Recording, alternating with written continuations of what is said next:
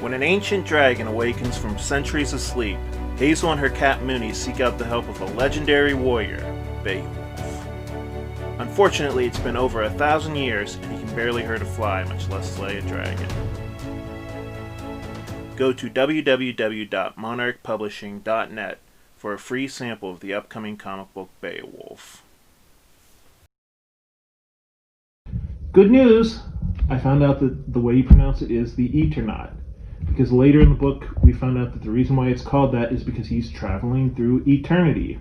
Now, just so you know, this episode will not be spoiler-free, so here's the spoilers. So while Juan and his friends are out getting supplies, they get recruited by a local militia. It turns out that the poisonous snow was caused by an alien attack.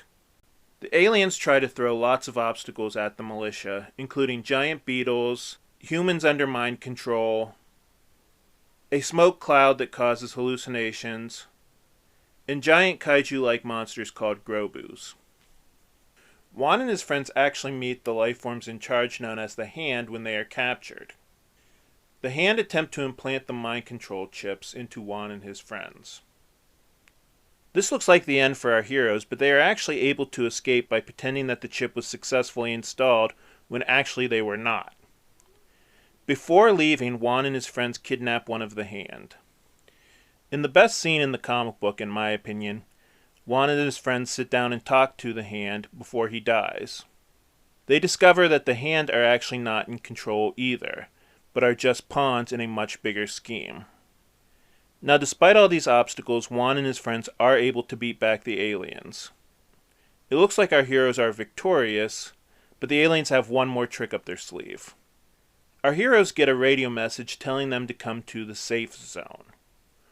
When Juan and friends go to the safe zone, the aliens are there waiting for them. Juan commandeers a spaceship and begins flipping levers at random. One of the levers causes him to travel back in time to 4 years before the invasion. This brings us back to our framing device. It turns out that the guy that Juan was telling his story to is actually a comic book writer. The last scene of the story is the comic book writer vowing to warn people about the alien invasion. So I did a little bit of research on this comic book. Apparently this is huge in Argentina. And apparently a lot of the story is meant to be an allegory for a lot of political stuff that was going on in Argentina. I'm not going to get into that because, to be honest with you, even though I read about it, I didn't really understand all of it. And to be honest with you, I don't really even care that much about it. But apparently the writer of this, Hector Oesterheld, I believe that's how you pronounced it, apparently the government was so mad about some of the political allegory that he was putting in this comic book that eventually he just ended up kind of disappearing.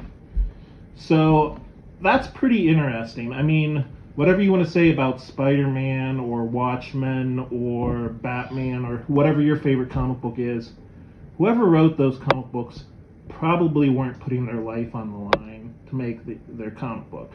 So that makes this something pretty special. In Argentina, Juan in scuba gear is still considered a symbol of the strength of the human spirit. In fact, you can still see new graffiti with him in it. So what's my bottom line with this comic book? I would give it 4 out of 4 stars, 10 out of 10, A+. Whatever rating system that you use, I think this is an absolute masterpiece. It's up there with anything by Alan Moore or Lee and Kirby. It belongs on any list of the greatest comic books ever made.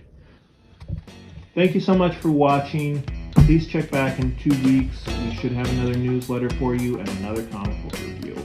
Thank you.